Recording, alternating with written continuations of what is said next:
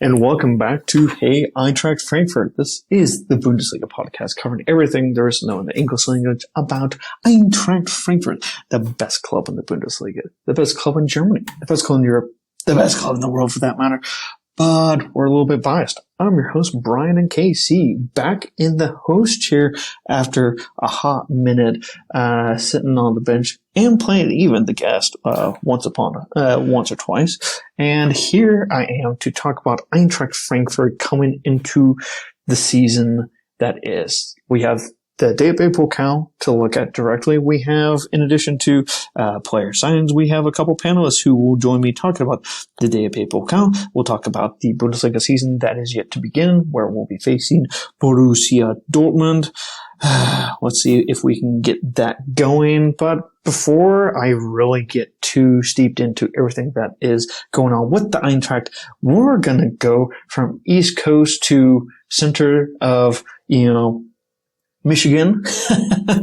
Let's go to New York first. Matt, it's been a hot second. How's the house? How's the missus? How's the dogs? How's upstate life? Saratoga, New York is a beautiful place, Brian. I love the city. I mean, it was a great 4 or 5 years there, but this is a different lifestyle that I've been missing out. And it's night and day, man. What about the ponies? Are you gonna have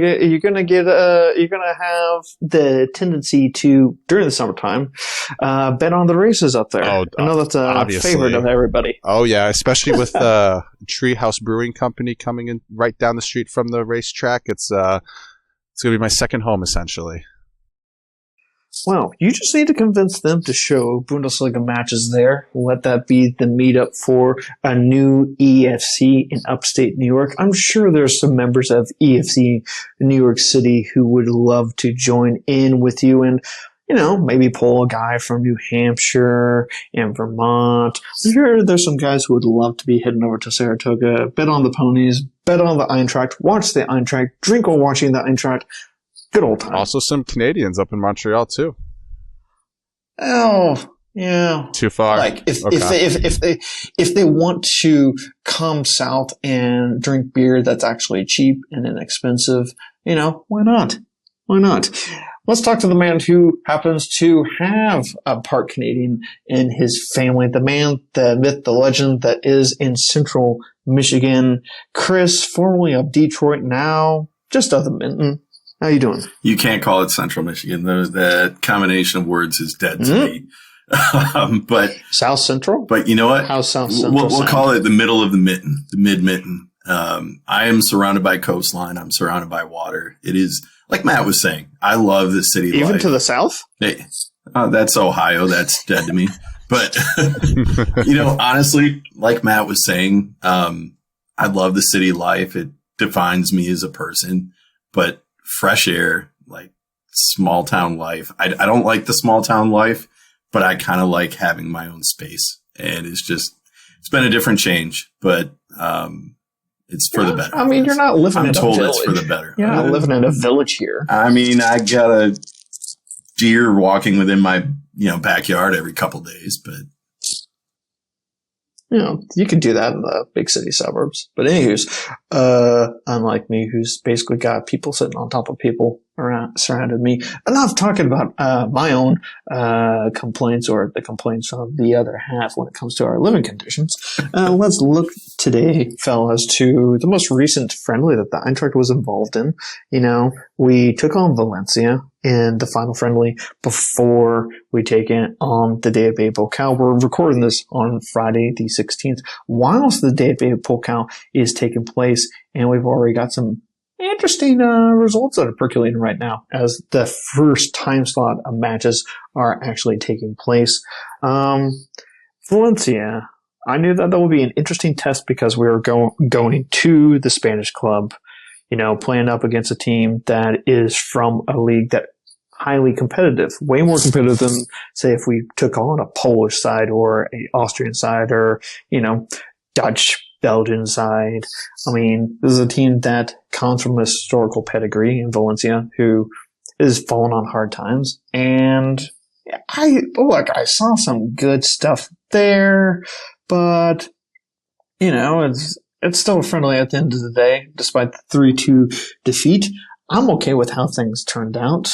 Chris, well, we'll let you have first whack at your thoughts of how that went around as we lead into this 2024-25 season. Yeah, I don't read a whole lot into the final score. I mean, it's preseason friendly. We're seeing a lot of experimentation on their side as well as ours. What I did like is after we went down, we showed a little fight to get back into it. And, there was a late goal allowed. It is what it is, but the thing that I brought up in a previous episode, and it stands true, is we've yet to play a home match at any point on our home turf. And I think that's one of those things that builds you a little better, a little stronger, a little tougher, is that the entire preseason has been on the road. And as a result, our guys are having to get accustomed to that travel routine, get a feel for each other in hostile territory. Not that it was that hostile for a friendly, but those are the kinds of things I read more into in the preseason than the X's and O's. And between Louisville and the FSV is the one for me that the way the second half was kind of a letdown in paying attention and being organized. I thought against Valencia we were a little better in that regard, despite the late goal that ultimately lost it. But I think this group is ready to go into the regular season. Curious what Matt has to say. I know we're going to talk transfers a little more, but with the group we have coming out today to the pitch and maybe in addition this weekend, I'm really confident going into competitive matches starting Monday. I agree. I think with preseason, especially since we haven't had a preseason at home at all, I think the boys are definitely more excited to be home and all that kind of stuff, and also kind of trains us to be a little bit more prepared for hostile-ish environments, I guess. Because I mean, Bundesliga always has those kind of hostile environments. But no, I think you kind of hit the nail in the coffin there. I mean, that late goal kind of sucks, but I don't take anything into account in terms of like X's and O's or anything. I mean, I think I mentioned the last podcast with Louisville. The only thing I took out of was Tuta playing a center defensive mid seemed to be pretty effective. But then I realized afterwards I was talking about that since he's playing against a second division U.S. team. So I mean, you can't put anything to it. I mean, I'm pretty happy with our team right now. And it seems like we're doing a lot more defensive acquisitions, it seems like right now. Obviously with the new signing today. But yeah, I mean, I think we're ready for a top 5 finish here. Well, I like top 5 finishes better than a 6th place finish of last season, needless to say. And I think that everyone can agree that the manner in which we earned 6th place would not, under any other season, actually allow us to even qualify for Europe. So something to kind of keep us humble, something for us to drive for, because I do think that we're well placed to have success. It's a matter of application, and perhaps with not the wholesale changes that it felt like we were making last season, losing your top striker literally with 6 hours left to go in the transfer window to absolutely throw everything, down the toilet and then, into the trash before you get your, really get the season, rocking and rolling. I'm looking at the data to our transfer today. So the transfer in question is Arthur Ciate. So it's do we have that right pronunciation? Is it Tiata? Tiata. According to the Belgian broadcast.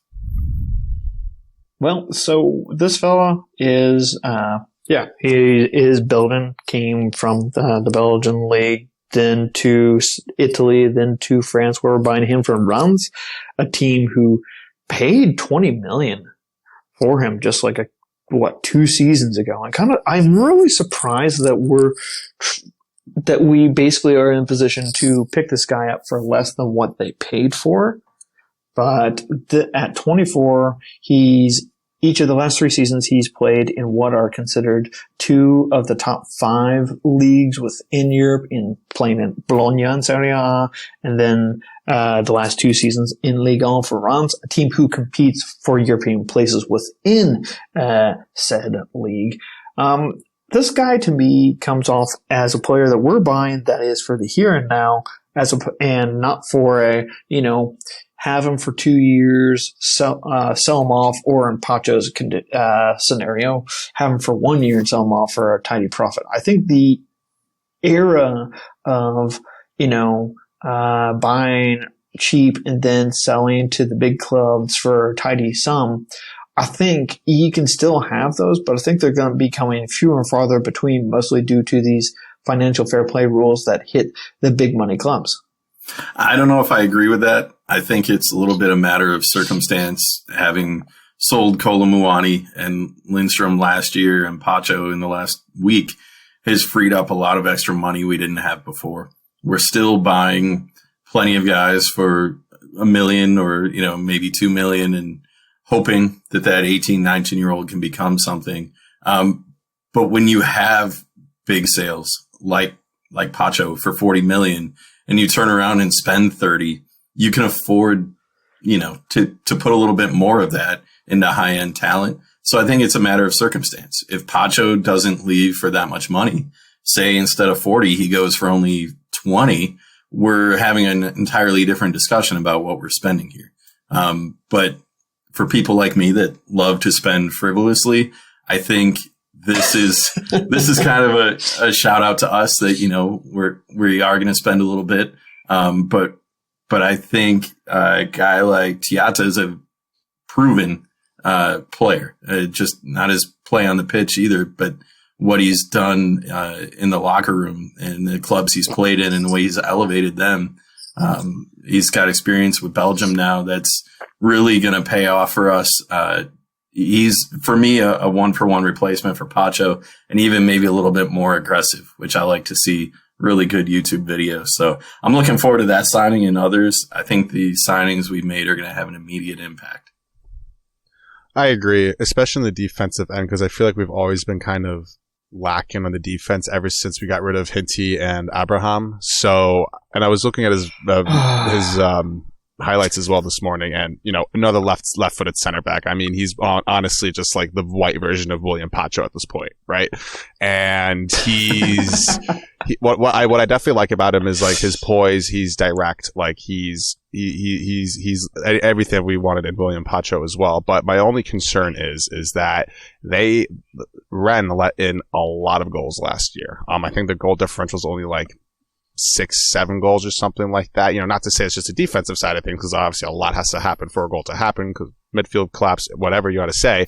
But the year before that, Rennes was like what, top 3, top 4 in the league, and he was still part of their back line. So he's definitely a huge signing. He's definitely going to be a huge asset to our back line. Definitely going to help our new captain Kevin Trapp get a couple more clean sheets. But yeah, it's definitely gonna be nice to have another left-footed center back over there, because he's probably going to take over for Tuta unless Tuta stays on the right. But I'd like to think that perhaps in his condition, we're going to be using him and like ahead of Tuta. But we've been seeing, and Chris, you can attest to this. I haven't seen him in Louisville. Dino seems to think of him now more as a midfielder. Do you even like that sort of role, or do you think that would Louisville keeping? I mean, yeah. But you got to consider the competition and who else was in the lineup too. I don't know if they see him in a new position, but I think he's at that age now. He's got so much experience in that center back spot. Can he be a defensive mid? Is his skill? He's certainly got the size and the available pace to do it. I think they're just trying to see how versatile is his game, because depending on matchups now, maybe that's something you have to look at, is how you can move him around and build some depth in other positions with the assets you already have on the roster.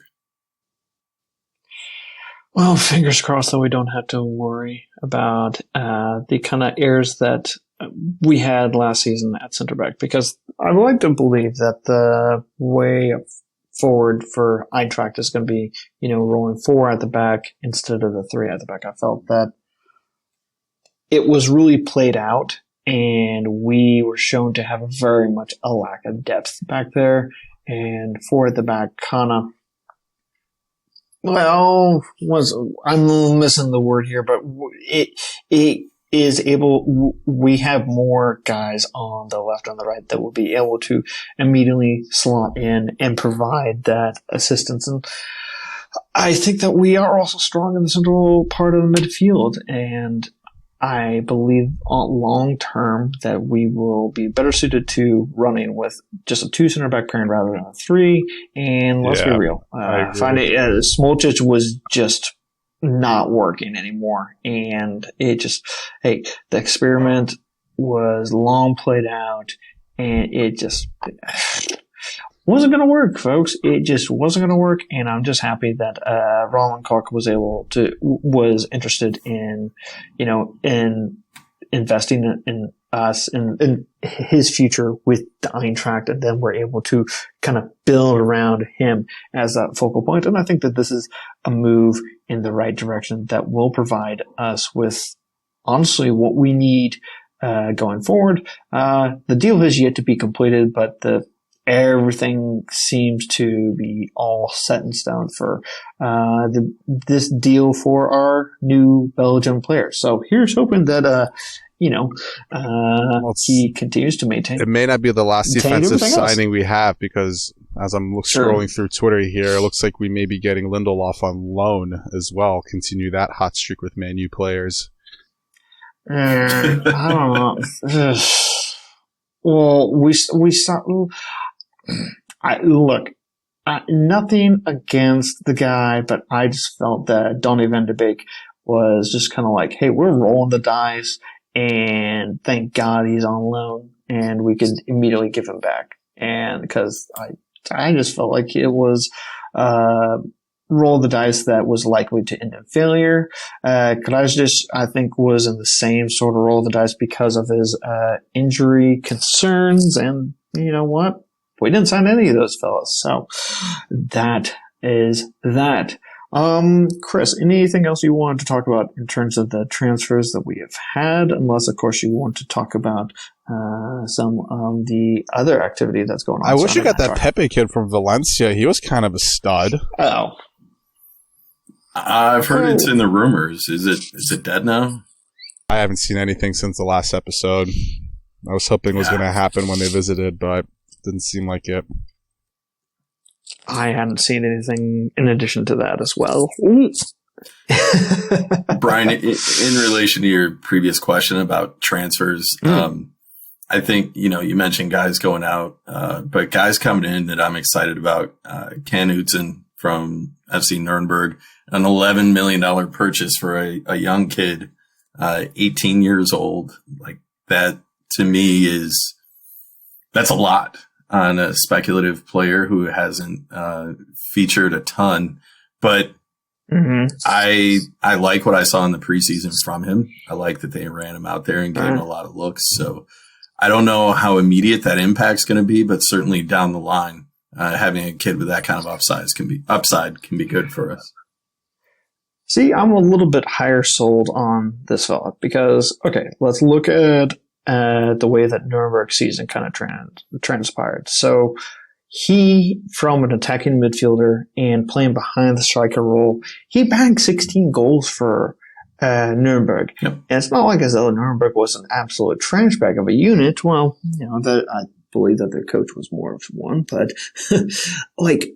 I honestly look at Uzan and I think to myself, Eintracht must have made some guarantees to him that these other bigger profile clubs weren't going to do. So I think we're going to see a lot of him because honestly, he was a starter match in, match out for Nuremberg and stood out in the second division. So I honestly think that this Regensburg-born kid is ready to I say kid because he's still 18, folks. There's a lot of hype on him for sure, especially from the German media as well, because he could be probably tooting everybody's horn here, but he could be the next Gutsa, apparently.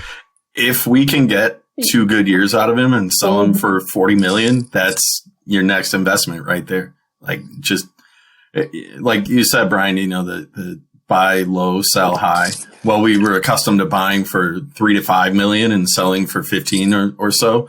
Now it's buy for 10, sell for 40, 50, 60, The case of RKM 95, if we could pull 40 out of Utzin, that's a victory for us. So, yeah, that means he's playing well. I'm hoping for some more. I'm hoping hopefully, a whole lot more. The more you talk about it, Chris, it's kind of crazy, though, how Crusher has been able to put us in, like, such a profitable position right now. Like, we're buying all these players at, like, pretty low prices, selling them for a crap ton, and it's kind of showing how great of a general manager he is right now for us. So I did the math on it. Side. And I did the math on it, and going back, including RKM and what's his face Lindstrom last year, we're talking $200 million in exports. I mean, he was able to pull $5 million for Jakic, who couldn't even crack the starting lineup for us in a really shitty defense. So, clearly Croce is doing good on the business side.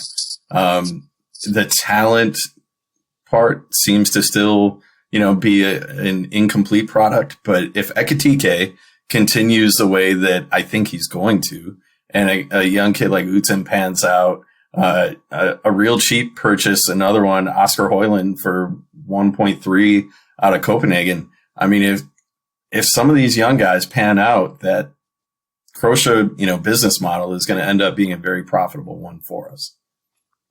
And don't forget, when it does come down to us in the center back role, Aminda, who we got from Young Boys Bern, he still has got a lot of, in my opinion, a lot of room to grow. So I think we're all right when it does come to the center back. If we're selling guys high, that long term, that means we're winning. I mean, nobody buys losing players for a premium. So, like Pacho coming out of a side that finished 6th the year after finishing 7th. We sell Pacho for $40 million. If we make a small incremental step, say go up one spot, that is progress, but it's measurable as far as our goals as a club. We're going to end up flipping guys. We're going to make more money in a higher competition. So from the business sense, I see what Croce's vision is right now. As long as we keep moving forward and there's no steps back, I think the sky's the limit here. But that's where he's hitting the double whammies, because everybody's pretty young except for Trapp, Götze, Koch, and fucking Shqiri, essentially, right? And Shqiri's only like 27, 28, I feel like. You know what? And that's where... Yeah, he's he is a Tunisian international, right, Chris? Yeah. Tunisian, right? Yeah, I messed that one up, thanks. Sorry, I re-listened to that. It was folks. brutal. Chris had a fun time on the Twitch stream. 50 plus Donor, who also did a big Pokal preview. But those guys are fun guys. Anyways, I'm getting off the rails because as everyone knows, I do what I do. Let's look at Dino. Okay, he's had a number of guys go in. I feel that last season was very much more moving around of the roster. Are we happy with what Dino has shown us so far? Look, I know it's just friendly schmindly. I think we won't really have a proper idea if he really has a firm grasp on this team until, mid-September, probably the October international break. But I'm liable to give him a long enough leash to kind of have like a good 8-9 matches before coming to the conclusion of like, hey, you know what, time to kick you out the door, time to give you more time, or time to start getting excited for the future. I'm feeling better than I did at this point last season when he was a new coach, thinking that the unknown is just all too scary. Matt, you go first. I think, and obviously every coach is kind of different. Dino Toppmöller is kind of in the same boat as Julia Nagelsmann, right? And I don't think taking complete ownership of the team or, completely, having full grasp of the team may be the best thing for Dino just because of his age. and I think a lot more young, and I think there's a generational thing. I think Dino will definitely be a lot better if he kind of lets them play out a little bit more rather than him being super strict. Like, we need to play like this, we play like that. Like, I think he definitely needs to incorporate Guts' ideas or Shqiri's ideas or even Hugo Ekitike's ideas, even though he's the young guy up there. Like, he's the one who's going to be scoring the goals for us. So I don't think there is a leash on Dino. I think we'll keep him for the rest, for the whole season, unless obviously, we go like a 10-game losing streak or something crazy like that. But, I'm pretty satisfied with him. I kind of see him as like a mini Nagelsmann right now. Yeah, I was pretty harsh. Just without the bad teeth. I was pretty harsh on Dino last season. Probably a little too emotional once things turned a little bad in the second half. But when you look back and take a look at what he dealt with, losing Kolo Muani in the first week of the season, battling into 3 competitions past Christmas, like those kinds of things for a group with a first-year head coach, and then throw into that losing your biggest attacker. I mean, there's a lot that was against him in that first year, and yet he did take us out of a group. He did take us into final 16 of the Pokal. Yeah, we lost to a lower division side, but they went to a final, right? So, I mean, I don't know. I'm going to give Dino a little bit longer leash. I agree with Matt that there's no reason to can him at some point during the season. If we do, it's because things have completely gone off the rails and there's no way to recover it anyway. But he took us from a 7th place finish to a 6th place finish. So yes, we dropped lower as far as total points, but we held our position while being competitive in other competitions. One step higher this year. With a brand new team too. No Kamada, yes, no Lindstrom, none of that. Well, that's the other part of it. I think the group we have this year is actually stronger than last year. I mean, I loved Rhoda, I loved Hasebe, but pulling them as our top guys off the bench, it was not a strategy to be winning. They're just too old and too gone to do it. With all respect to them, we have a younger, more stable group now that I think is better positioned to be balanced. We're the Moody Diva is not going anywhere. We're going to have stretches of play where we're blown away by how great and how poor they are. But in the end, I think we're going to be maybe not quite as high of highs. I don't think we're beating Bayern 5-1, but we're also not going to have the lowest of lows and blowing 2-goal leads to Dortmund. I think we're going to be far more balanced, and Dino's going to have, in year 2, he should be a little more settled in some situations, a little more confident in his decisions. Well, then let's talk about something that everyone can see and we can't do anything about. What about your thoughts, Brian? Oh God! Well, look, I'm in the position. Not getting out of this one.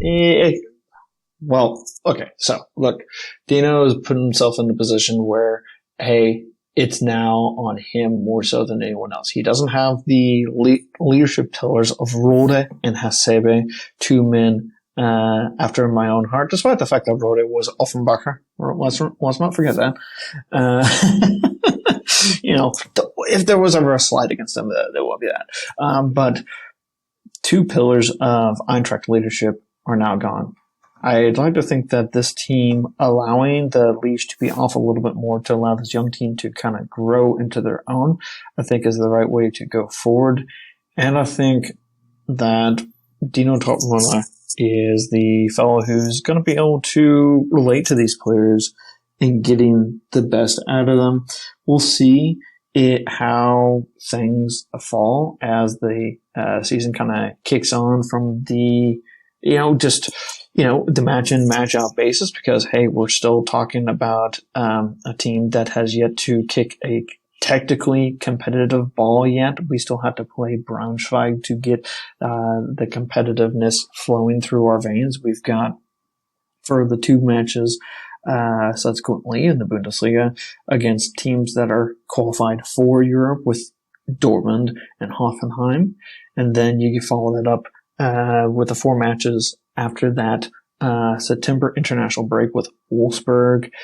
I don't know what Hasenhüttl is going to have. Gladbach, you have no idea what the heck is going on there. Those guys seem to both be in eternal just an eternal warp of like transition. You've got Holstein Kiel, who honestly, if we don't squish them like a boot to a bug, I will be very disappointed. And then you have Bayern. We have no idea what kind of Bayern we're going to get from Vincent Kompany. I think he might be a project manager for them, and that could mean that they are on shaky ground at the gate, which is unknown for them. And then you got the October international break before you got Leverkusen, and then plenty more of the season, which we don't even know what days the schedule is going to be like from there. And oh yeah, we're going to be playing in the Europa League, and we don't know who we have there. So plenty of questions still up in the air, but we're going to find out stupid quick. But let's go to the cigarette box question. Oh, I mean the kit question. Chris. Yeah, I gave my opinion. On the home kit. We haven't heard from Everyone you guys. bagged on the home kit. I think it looks like a package of cigarettes that I used to buy when I was a teenager. And that, I just looked at that and I was like, ugh. Kind of that look like Steve Carell just cringing, just looking over to the side. Look, I think that the only of the three kits that we have released, the only one of moderately decent interest to me is the third kit, which I know, Matt, you also don't like. So all of us basically are in the same boat of the kits suck. We're at the end of our Nike contract. It is what it is. Yeah, I mean, I've made my point on the orange. I mean, if I were to buy a kit, it'd be the black one. But I feel like I have so many black Frankfurt jerseys already that I don't need it. But yeah, I mean, maybe this was just a big middle finger that Nike gave to us, being like, all right, you guys want to leave us? Then here, have our ugliest pattern. So, I mean, hey, I've always been an Adidas guy. I think I've worn one Nike cleats in my life, but yeah, I'm not, whatever. I mean, if we look ugly and we win games, I don't give a shit. I'll buy the jersey then if that's the case. You know, exactly. Fuck it. If we become successful, we're gonna freaking remember this kit forever. It's all about what the team does within it. Like, why do we love some of the Tetra Park kit? It's because one of the greatest goals ever seen in the Bundesliga was done in that red Tetra Park, frazzled out kit, which the first time I ever put that on, my now wife said, the fuck is that ugly thing? I put this back on the show sheet because I was pretty confident that the black kit was going to be inspiring in some way, getting money out of my pocket to invest in one. I've been dying to get a Laura Frogging Nike kit. Cause I do like Nike in general. It's going to have to be the orange because unless, the men and the women have both worn the same European kit last year, and hopefully the European kit is a good one this year. I like last year with the stripe and the map on it, but they really let us down. Frauen the expert. black one. Yeah. Chris, you being of the three of us, way more of the Frauen expert. Yep. Has that been confirmed that the Eintracht Frauen will be utilizing that when they do come up for their women's Champions League qualifiers at the start of September? So last year, do we know that or not? If I recall, last year they wore the regular kit for the qualifiers, and then once they actually qualified and moved into group play, then they wore the European kit that the men were wearing in the conference. All right. So I would expect the same this year, because if they're going to sell any, they would have been doing it by now, because we're only 2 weeks away from those qualifiers. So I don't think it's going to happen before then. In my opinion, give us the orange for Europe. That's where we wore the orange previously. If they wore that into Europa League this year, I wouldn't be upset about it. Now, if any one of our players decides to look like Joachim Löw with the whole pencil mustache thing, I'm gonna barf. Bad looks. Sometimes retro looks are just, you're doing it just because you haven't come up with anything new and fresh. It is what it is, but come on, folks. Creativity. Anywho's. Bring back the 3D numbers. Yes. Yeah. golly, that would be amazing if that was brought back. The amount of interest from like abroad would be off the charts, and the shirts would not stay on the shelves. That's for damn sure. But all of this is wishful thinking at this moment in time, and makes us think about other things such as drinking, perhaps. Because it is time for a hashtag. What are we drinking?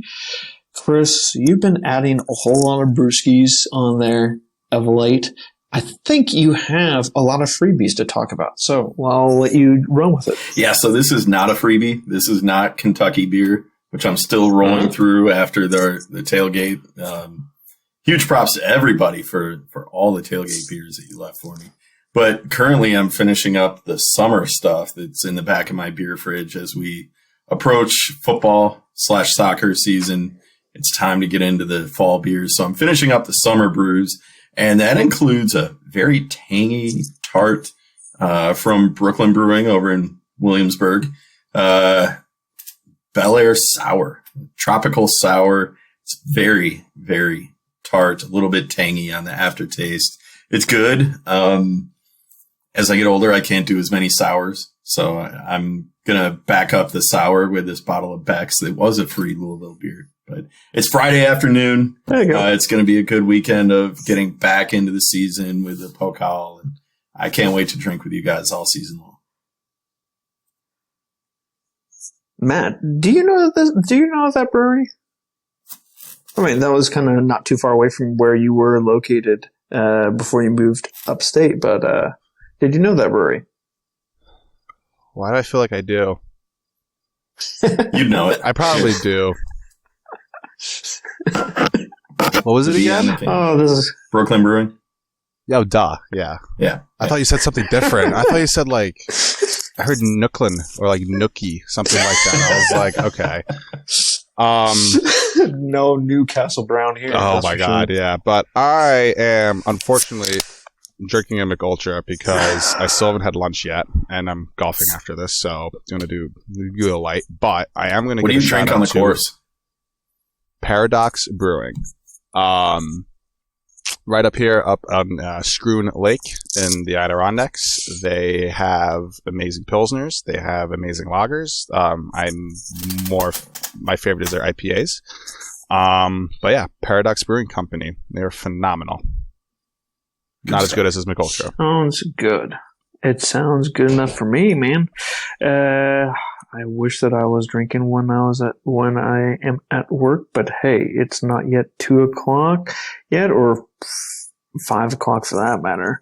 Though it is 5:00 somewhere in some time zone that takes them at 30-minute intervals.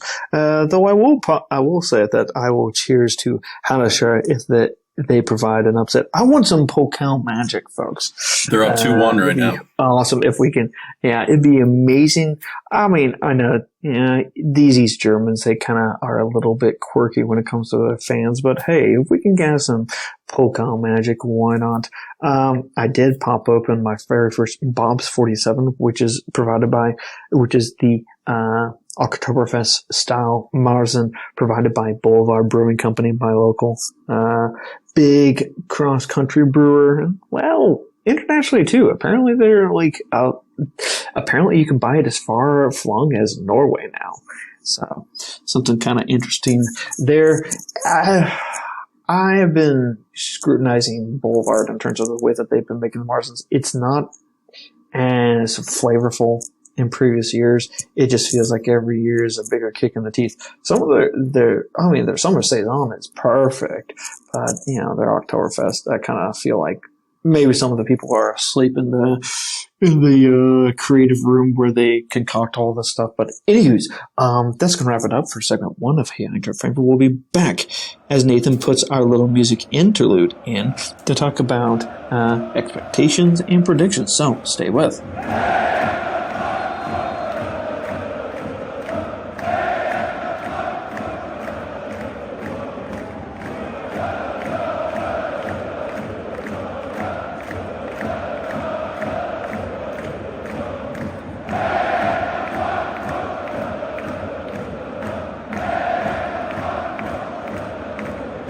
And we are back. Time for player expectations in segment 2 of Hey Eintracht Frankfurt. I am kind of curious where each one of you guys wants to start off with. Shall we go from attack to defense or defense to attack? You guys choose. Let's start up top. Great minds are thinking alike. Yeah, literally. Here, I could flip a coin, or I could flip this beer top. Yes, this is. You have to get it off. This is very good for the listeners here. All right, blue side is bottom up. Gray side is the opposite. Hey, we live life on the edge here. Gray side. All right. All right. So that being said, let's start at the back. Kevin Trapp. So when we were in Austin, when we were in Louisville, Chris from Austin was talking to Kevin Trapp, and I believe Kevin Trapp promised Chris 22 clean sheets. So I'm going to hold him. I'm going to hold him to that one. Is this in Bundesliga or just all competitions? Hello, everybody. Nathan here. I'm just going to step in and interject with what Chris is saying here. Chris and Austin went up to Kevin Trapp and demanded 22 clean sheets from him. That was his expectation, not Trapp's. Later in the evening, I went up to Trapp and asked him how many clean sheets he would have, and he said he is targeting 10 clean sheets. Anyways, back to the show. Career? It's 22 in the Bundesliga. Either way, I don't care. There's only 12 matches will concede goals in. Either way, I don't care. 22 clean sheets would be, all-world Ballon d'Or performance. But let me just put it this way. He's not going to have 22 clean sheets. But what he needs to have is that bounce-back season where he goes back to the elite form that we expect from him. Especially, I know we talked about reinforcing the defense today, but he's still going to have to win some games for us. And I felt like some of his issues last year with distribution directly led to some points dropped. So he doesn't have to be perfect. Just be back to your usual Kevin Trapp self, and we're winning a lot more games. I agree. Unless Jens Kral stands on his head, or this, Brazilian guy, Kawa or whatever, Santos can stand on his head. I think Kevin Trapp he's our captain. Are we not gonna start our captain? I don't think that we can afford not to start the captain. And I do like Santos, though. He's now wearing the captain's armband. So that actually brings into the question, and I'll insert it here. Should your captain be your goalkeeper, or should it be an outfield player? I believe that it should be an outfield player, but that's just me. I'll let each of you guys shouldn't matter. Give your opinion. Whoever's the biggest leader. There were times what about like this? Apparently, with some leagues, they're wanting to try out that if only the captain can go up to the referee and discuss matters. Well, hey, guess what? If that matter is in one half of the field and Kevin Trapp's in the other, who them? Like, what then? Yeah, so I'm a fan of that new rule, or those leagues that are implementing it, where one player does the primary talking with the ref. That's how it works in hockey, and it's successful. Same in football, American football. But I think there's an exception with the goalkeeper. You saw the picture put out by the club today announcing the captains, Kevin Trapp wearing the armband. Wow. But Götze is, kind of an assistant captain situation, because you're not going to have Kevin Trapp running to the other end of the field. Oh, yeah. Yeah. You're not going to have Kevin Trapp running to the other end of the field to talk about a call. It's just not practical. So whether or not the Bundesliga implements that rule, they did. After the Euros and how successful that rule was in the Euros, the Bundesliga did implement the alternate captain rule to interject on behalf of the keepers. I think it's good to define alternate captains, and you've identified who your leaders are on and off the pitch by doing that. I actually, with this new rule, I actually can see the goalkeeper being a positive effect to having the captaincy armband. And I only say this for two reasons. One, if Kevin Trapp starts screaming at the ref, like, hey, like, let me talk with you quickly, like, and the ref stupidly ends up, like, stopping the game, and to have a conversation with Kevin Trapp, it allows all the rest of the field players to kind of take a breath, essentially. Because then he has time to run up to the ref of the halfway field, have his conversation, everybody takes a breath, and then Kevin Trapp has to run back to the goal before, you know, the ref can kind of continue that game. So I kind of see that as a positive side, where it's like a combination of like a water break, essentially, but like a much smaller version of that. But I always think, and this is obviously coming from a field player, I played defense in Division III soccer, by the way, you know, very close to professional. The person in the back, whether it's the goalkeeper or the center back, should be the captain, because they see the field at all times. They see everything in front of them. Midfielders are, you know, they have their head on a swivel. They're always spinning in circles, and the strikers just see it from the other perspective. Strikers don't really understand passive, like the speed of play, or not passive play, what's the word I'm looking for? Flow of play, because they're just kind of either the main man who gives it off to the center midfielders, or they're making the run after a long ball. So I do think actually having a center back or a goalkeeper as their captain is actually super beneficial. I agree. And I think that's why it's very important that Robin Kalk is in this position too, because Mario Götze, you know, for as much as we love him, correct, he's very emotional. And a captain needs to be able to set their emotions aside and not run your mouth, especially when dealing with the ref. If you want to change the direction of the calls, I think like Robin has a little more of that balance in his emotion. And even Kevin Trapp sometimes gets a little too emotional and loses it just a bit. So I think it's a good balance between guys that are impactful players and also leaders on and off the pitch.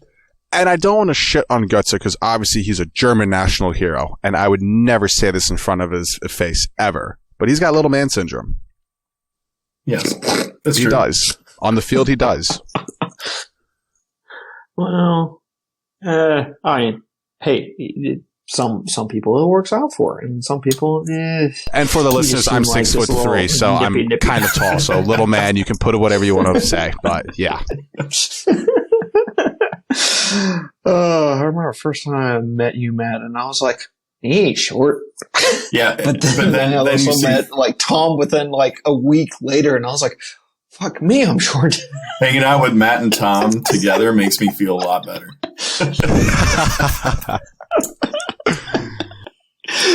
Oh, God. Okay, let's move a little further afield into the defense itself.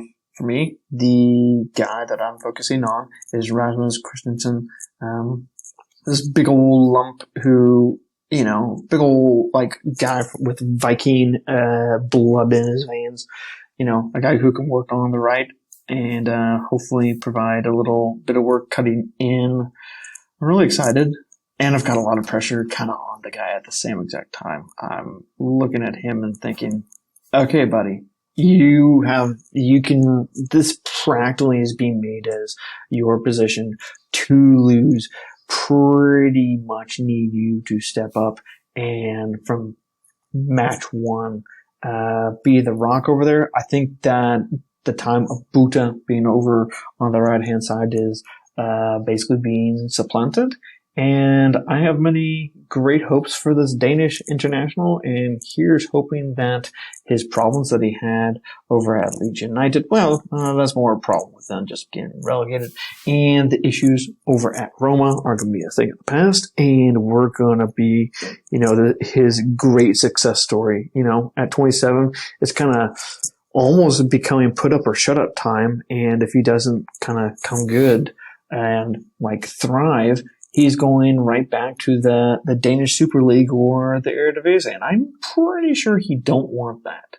So that's my guy for the defense. Matt, I'll let you, the boy who has way more playing experience than either of us combined, kind of pick your player in the defense with expectations and predictions. I don't know, because I think Robin Koch is pretty solidified. I mean, I always feel like Tuta is a yo-yo where we tell him he needs to be good and then he isn't good, but he has great moments and stuff like that. So he's kind of a wild card. I am looking for actually two people to kind of step up a lot.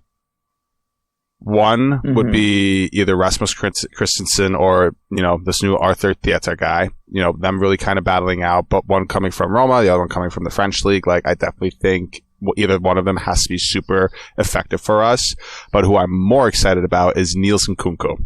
And I think he could be maybe just as good as Kostic, maybe a little bit better than Kostic on that left wing, and kind of be like that kind of it's like support wing to like Shaibi, or if Uzon plays out there out wide, or maybe Ali Du or something like that. But I am looking for Nkunku to really harass that left side of the field. Like, that's the whole 110 yards of it or whatever. Like, that's going to be his, or 130 yards is going to be his like baby, essentially. So I'm looking for Nkunku to be like the most effective left-sided player, not left back, left midfielder, but left-sided player in the Bundesliga. So that's what I'm putting pressure on. Interesting. Chris. I'm going to look specifically, I changed all my notes after this one, but Arthur Theata.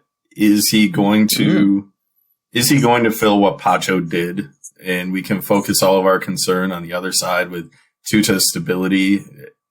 I think I like him coming in. I think it's going to be a 1-for-1 swap on that left side, and we can focus in other areas. I still think we need a little more reinforcement in the defense.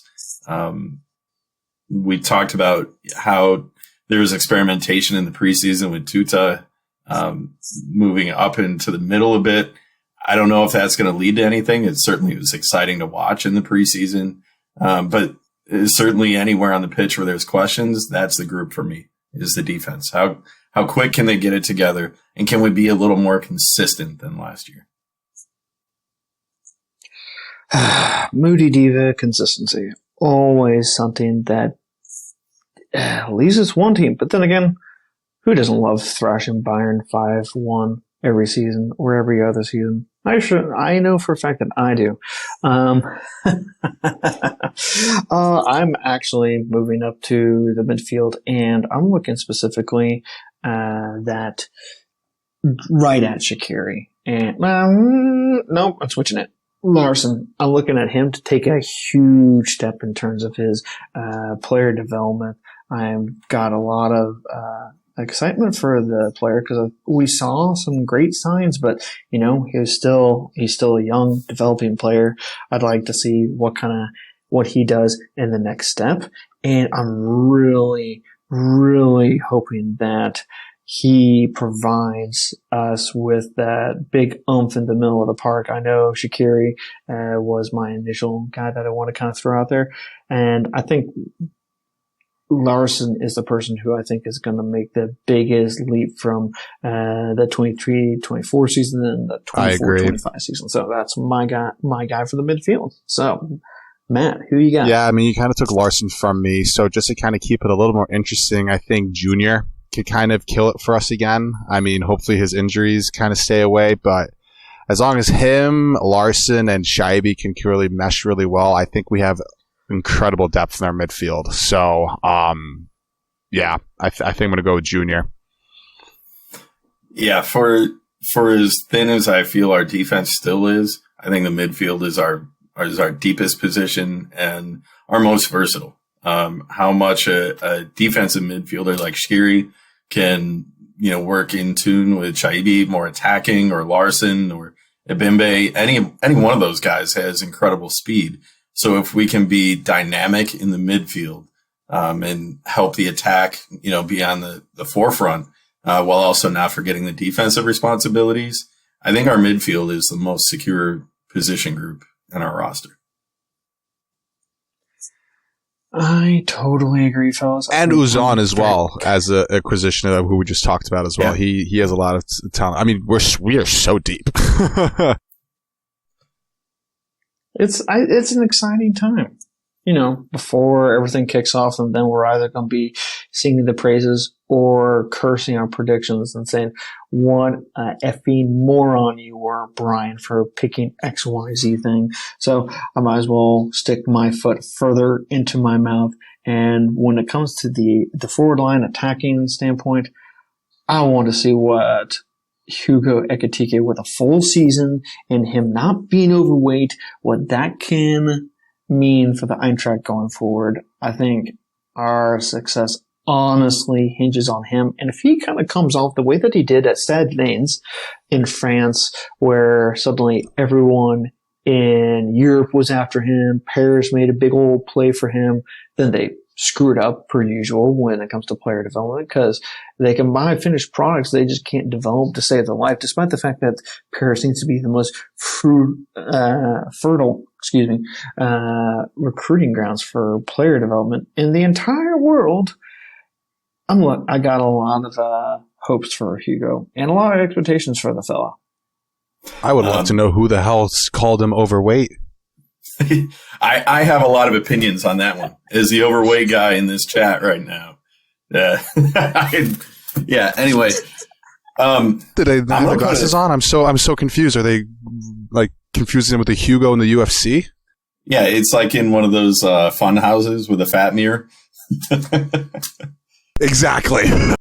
You know what? I'm going to put a number on it. Not necessarily goals scored, but I want him involved in 25 Bundesliga goals. Doesn't have to score them all, but I want him involved in the play, the lead up, the assist, or the goal in 25 goals. And if he does that, we're going to be in a good position. That's not an unreasonable number given his quality, his creativity, and his speed. And I think where he might benefit is this extreme depth we have in the midfield. Where we struggled last year without having a guy like Jabril So helping facilitate the ball moving forward, organized, we're going to be overwhelmed with center of the pitch talent this year. And I think it's going to help a guy like Ekitike make more runs, pass the ball above or through, and just let him use his speed and creativity in space. I think if he's involved with 25 goals, we're going to the Champions League next year. I mean, yeah, or if he splits it with Omar Marmoush or him, then both can just kind of, play really well together, and then, get Ansgar Knauf involved as well. And who knows, maybe this Igor Matanovic as well is going to be, a huge, asset for us as well, because, he's kind of a big boy, so... You guys are making me feel really good right now. It's a little concerning. He actually looks small next to Big Al. Boys, are we going to fall for this trap again like we do every fucking year? It's one of those things where, we were talking about how thin we were up top last year. We're going to have guys that are skilled sitting on the bench from time to time because we can't put 5 attackers on the pitch at once. So what does our starting lineup look like then for Monday, we thinking? Oof.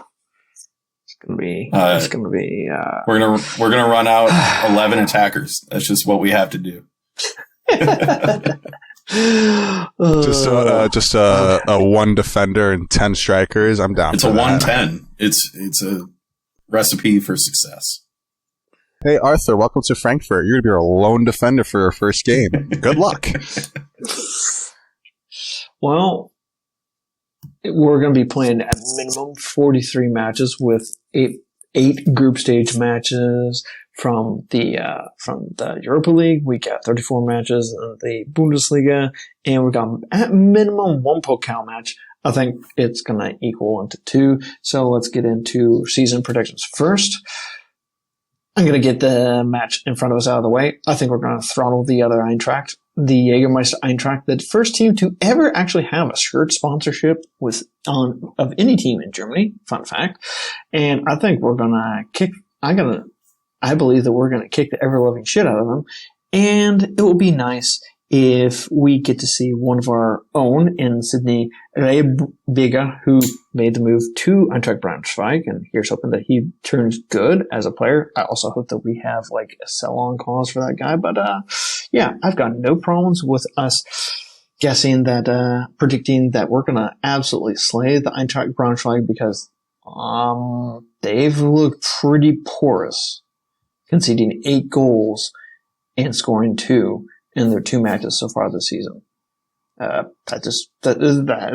all I got on Braunschweig. And that's the thing, though. I feel like I'm always more worried about us than the other team, especially in the first round of the DFB Pokal, because they have nothing to play for. Whatever, whether it's Eintracht Braunschweig or whoever, They got you know, relegation to survive.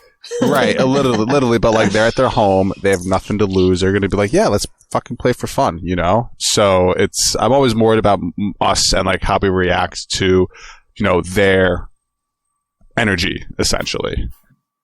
Yeah. Another thing that I was looking at, first division sides going to lower division sides, dealing with a stadium that's very open. They've got the track around it. They've got stadium. It's fully encircled by stands, but it's a lower roof. There's going to be a disconnect. And part of that disconnect happens when there's so much space on the outside with the track. A lot of teams that are accustomed to playing in larger stadiums have an issue with the angles and they get out of shape a little more. It's something that I've noticed in other countries where the track is more prominent, but I mean, that sounds like a lazy man's excuse, but it's a tactical point that makes sense. We have to come into this prepared because, like Matt said, we're going to get their best shot. There's a fourth division team that's about to beat St. Pauli, who's a questionable first division side, but they're about to go down in the first round. How many times have we lost to lower division sides in the Pokal, especially in the first round? Well, we'll see if Bayern loses to that same one. Well, let's just be careful. Let's be careful about talking about throttlings this early. Anything can happen in the cup, and that's why it's the best tournament on earth. I'm going to be more comfortable saying 3-1, and we just play a solid game. And we've had issues so far in the preseason with adjustments at halftime and kind of coming out lethargic. If we have a lead going into the half, which maybe a 2-0 or 3-0 lead, do we just get comfortable sitting back and let them get an easy one? I don't want to give them that kind of confidence, but I'll say 3-1. Yeah, I like that scoreline, but I don't want to copy you. I'm going to say 2-1 and kind of be a bitch about it. Just because, you know, if I'm thinking of the lineup right now, I mean, obviously Trapp in goal, then we'll have Koch, Tuta, and probably that, put Rasmus in there. Götze, Skiri, and then what? Nkunku and Knauf on the wings. And then who are going to be our, like, three, essentially? Ekitike, Marmouche, and Chaibi.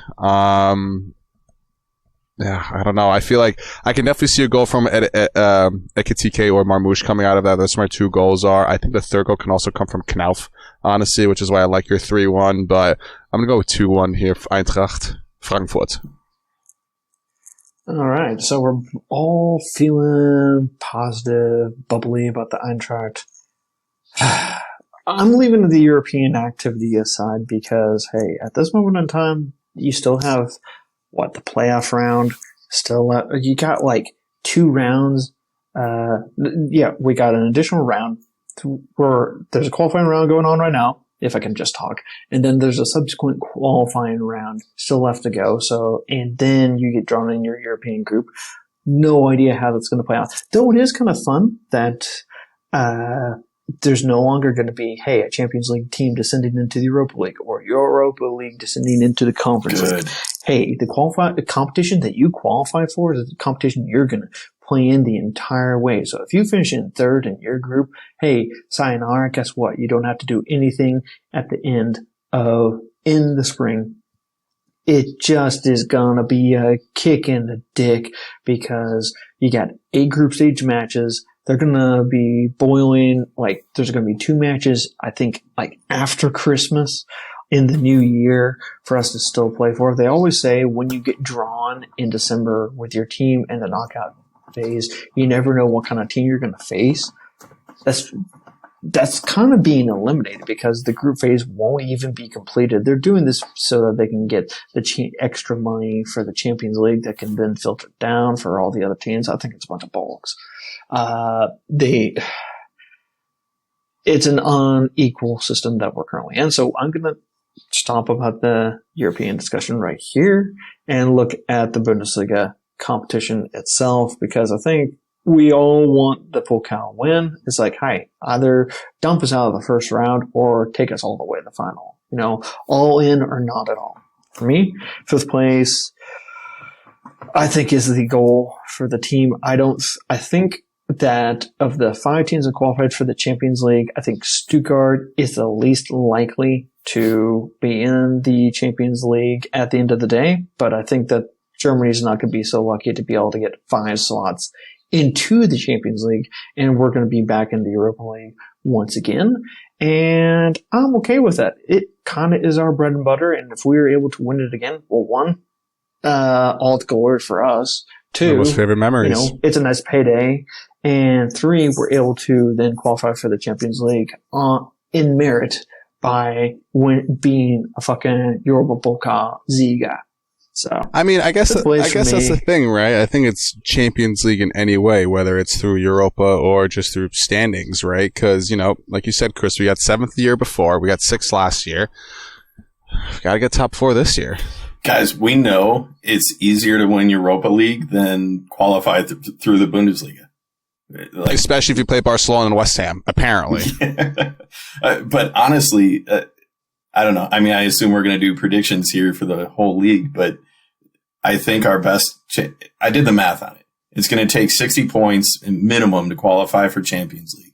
And that's 59% of the available points over 34 matches. While we are deep in some areas, we're not good enough to say, oh yeah, 60 points. We got that in the bag. So we have to go out and prioritize our competitions based on how things play out in the first 2 months of the season before we really get in. We should do well in our Europa group, but there's no guarantee there. The Pokal it's a crapshoot. As St. Pauli just tied it with 90 seconds left in the extra time. They're headed to extra time here. Oh, nice. But so all of the early kickoffs are going to extra time. They're all going extra, there yeah. You go. And by the time people listen to this, it'll be way outdated. But are we doing predictions for the whole league or relegations or what?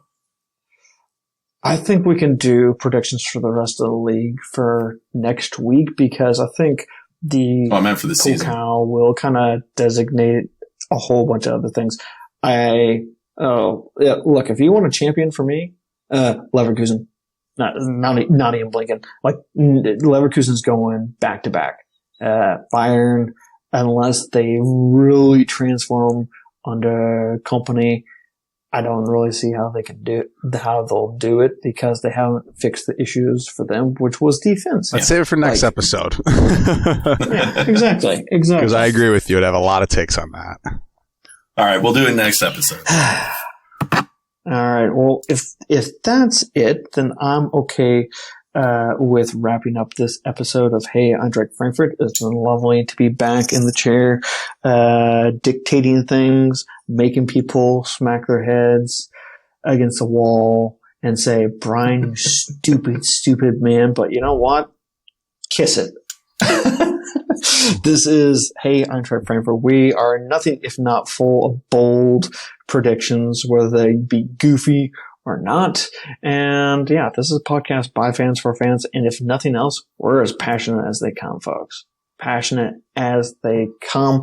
Passionate about the Eintracht. And ways that you can get in touch with us is the following. Chris, where can we reach you in social media landscape of the world? At C and the D 313, Twitter, Discord, Peloton, at Chris N. Monroe on Instagram. And HEFpod.com has links to all of the shows, socials, and all the rest.